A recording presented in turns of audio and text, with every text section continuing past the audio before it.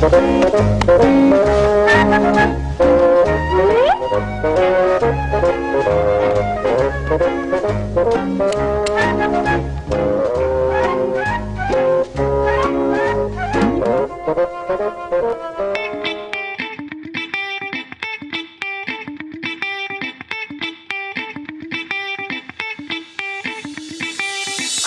Beach TV.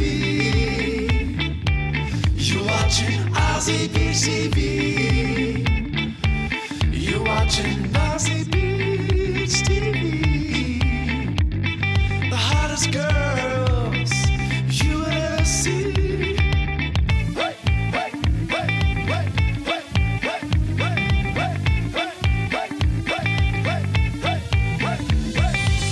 We're here today at Daisy Hill Koala Park in Brisbane with Ian R. Crane. Hi Janaya, how you doing? I'm great, how are you? I'm wonderful. It's a beautiful, beautiful location. It really is. Tony Abbott has upset quite a few Aussie voters with his policies since taking over office as Prime Minister. What are your thoughts on the man who thinks he could take on Vladimir Putin? Tony Abbott. Tony Abbott. I think I hold Tony Abbott in as much regard as I do David Cameron. Yep. They are both tools of those who think they are the rightful rulers of a planetary fiefdom. Yep. You know, Tony Abbott, David Cameron, John Keyes in New Zealand, Harper in Canada, Obama in the US. These are all puppets. Yeah. You know, they actually don't have an original thought in their head. I was actually speaking to somebody yesterday who has had some dealings with Tony Abbott. Yep. And they said, you know, that you can sit down with him and you can actually get the impression that he's a genuine guy. You know, he'll sit down and say, yeah, that's great. Yeah, I think we can work with that. Yeah, that's real good. We'll take that on board. Yep. And then he'll go into another meeting and say completely the opposite. So, I mean, this is unfortunately the attitude of the politician. Yeah. They will say whatever it is that they think the audience that they're talking to wants to hear. I mean, basically, they've sold their soul. Yep. And as we've discussed previously, you know, what they do is they're looking to make the big bucks when they leave office. Yep. So they're looking to kiss the butt of the corporations. Yep. So they'll do whatever it is that they are lobbied to do by the corporations, and then when they leave office, they'll get a job in these corporations, earning mega bucks. I mean, look at Tony Blair. You know, since Tony Blair left office in the UK, he's become a multi-million, maybe even a billionaire. Yep. You know, because of all the work that he now gets outside of politics. Yeah. And sadly, you know, the days of politicians actually going into office because they have altruistic intent or even, you know, philanthropic intent are gone. You know, the vast majority, even if they do go into office with genuine intentions, they very quickly learn that if they want to retain their political office, they have to compromise, they have to prostitute themselves, and you know, do whatever the highest bidder asks of them. I mean, I've had the pleasure, I have to say, of meeting at least one politician, Australian politician in the LNP here in Queensland, who in my opinion demonstrates the utmost integrity. Yep. Yeah, I had the absolute pleasure of having a few conversations over the last couple of days with Jason Woodforth, who's an MP, I think, for a suburb of Brisbane. Yeah. And you know, it was an absolute pleasure to speak with somebody you know, who was clearly genuine, but understood the system, understood how, you know, he has to operate within the system, but he is operating in what I would term full fiduciary trust. In other words, he absolutely recognises that he's in public office to represent the people that elected him. And I think Jason has had a remarkable victory recently, because I think he's managed to get legislation introduced which gives local authorities the opportunity to decide whether or not their water supply is fluoridated. Yeah, yeah. So this is fantastic, and this is what we need. We need more politicians like Jason. Unfortunately, I've probably just made sure he doesn't get re-elected. Okay, British Prime Minister David Cameron is a dick. What kind of is he going to come out with next? I didn't realise that he was held in such high regard here in Australia. Now, I am your master. The last thing this country needs is us, the Conservatives, worse than the alternative. We don't care if you're driven to despair. Don't you dare say it's not a fair. I'm not saying it's not funny. It is for me. I've got loads of money. This is the party of the motherfuckers the country is run. For me and my mothers, this is the party of the motherfuckers. We just don't care about the mother suckers. He's actually not even held in that high a regard in the UK. I think that there's a lot of people in the UK who are looking forward to May the 7th next year, which is the UK general elections, and looking forward to running his butt out of number 10. Yeah. The biggest problem we have, and I mean, I know this is also an issue in Australia, and you know, my conjecture in Australia is that you don't elect governments. You elect governments out without actually considering what you're bringing in. Yeah. And then you pay the price when the next government's in, because they're actually worse than the one you just voted out. Yeah. Well, you know, we may be sort of coming into a similar type of situation in the UK, because whatever it is that we replace Cameron with is certainly not going to be any better. I mean, this is again this great disease that we've been really talking about. It's the thread of everything that we've been discussing in the many days that we've been sitting here in this beautiful forest. Yeah. His agenda is certainly not benevolent towards the British people.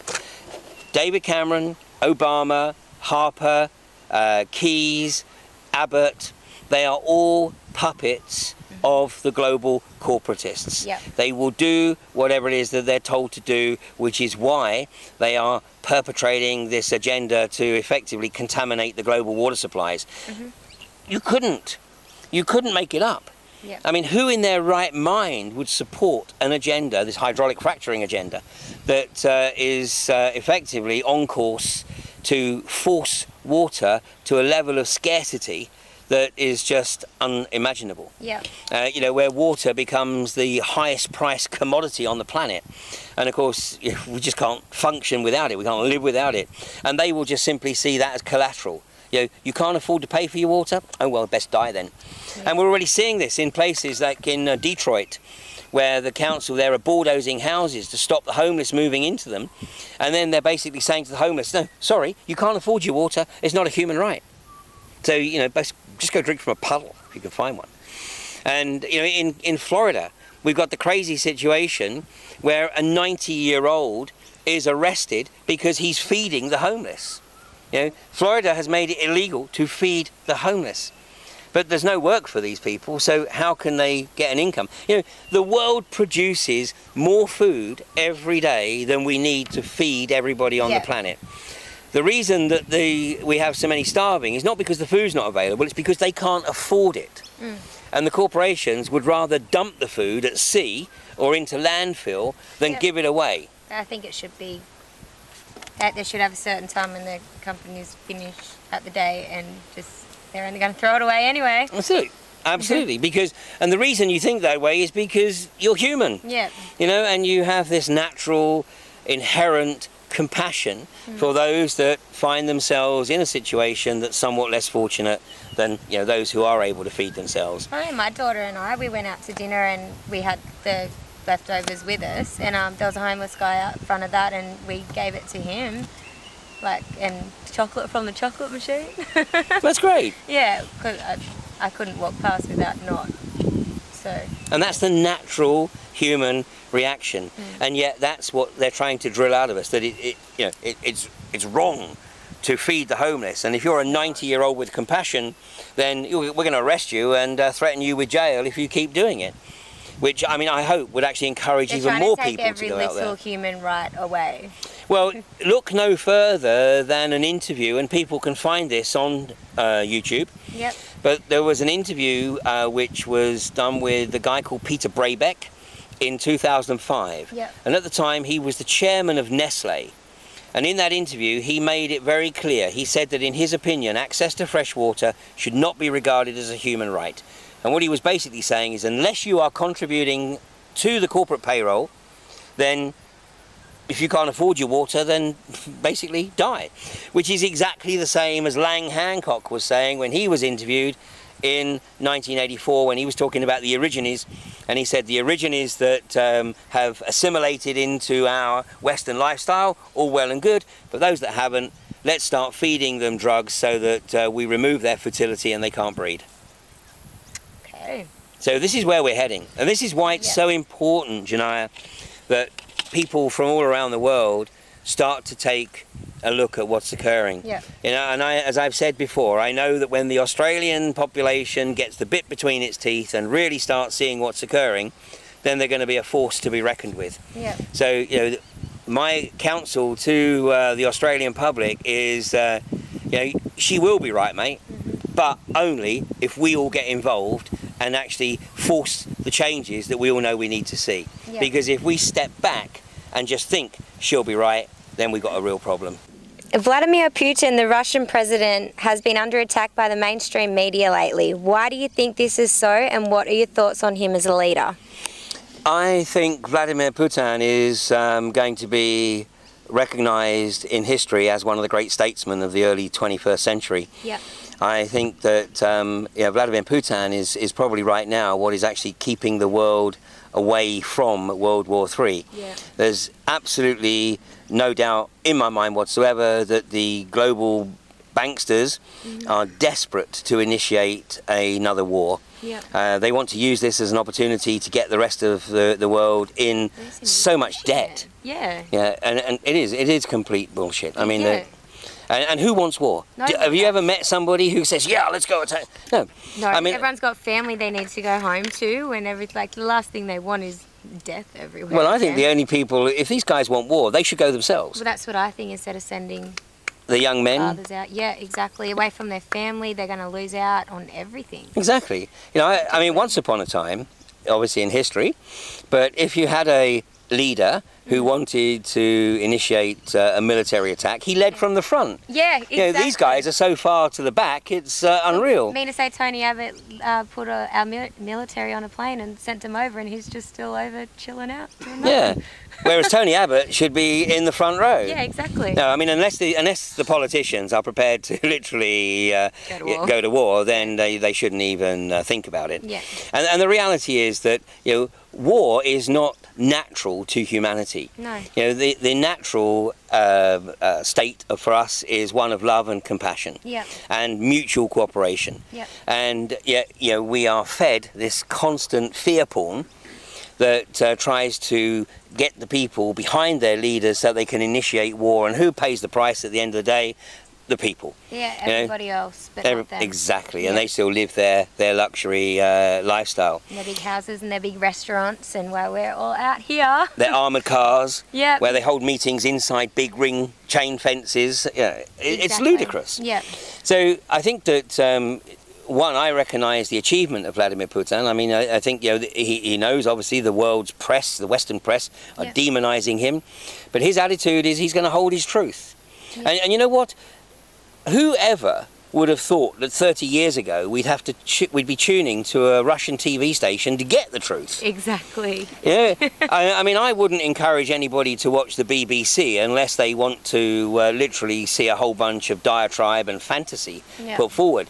If you want to get a handle on what's really going on, then tune into Russia Today, which is why the British government is looking to do everything it possibly can to stop Russia Today broadcasting within the UK, Yeah. because they know that more and more people are starting to tune to Russia Today. And why? Because more and more people know that Russia Today is actually putting out the truth. Yeah. And Russia Today isn't warmongering, unlike the BBC and, you know, the mouthpieces for the global corporations. Yeah. So I think that Vladimir Putin, and like I said before, you know, I'm not suggesting he's whiter than white, Yep. but nonetheless, I think that he is the guy right now who is keeping the world on the brink of war Yeah. rather than at war. Yep. And I think, you know, that Vladimir Putin probably holds a few aces. I mean, I think that Russia needs to release the information that we all know it's holding about what really happened on 9/11. Yeah. Yeah. Because that might be the game changer. Yeah. He's holding the ace, and I think that obviously the Western establishment, they know this, and they're desperate to try and prevent him from releasing this information, and it's such dynamite information that he's obviously not going to release it until it's absolutely necessary. You know, Yeah. it is literally a last card. Yep. But that's why I think that we probably won't end up going to war, and it will be thanks to Vladimir Putin. Yep. You know, if the producers of Russia Today are looking to reach out to new audiences in novel ways, then they could do a lot worse than making contact with Aussie Beach TV. Especially if RT is looking to set up a satellite station here in Australia, then you know, maybe Aussie Beach TV could be on point in reaching out to that new audience. Who knows? I totally agree with you. Stranger things have happened. That's it.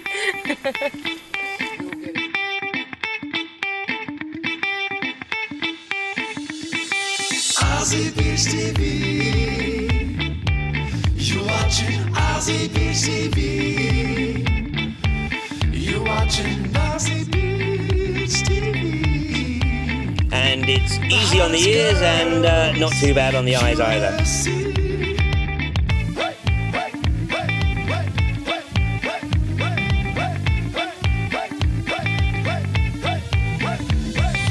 Aussie Beach TV.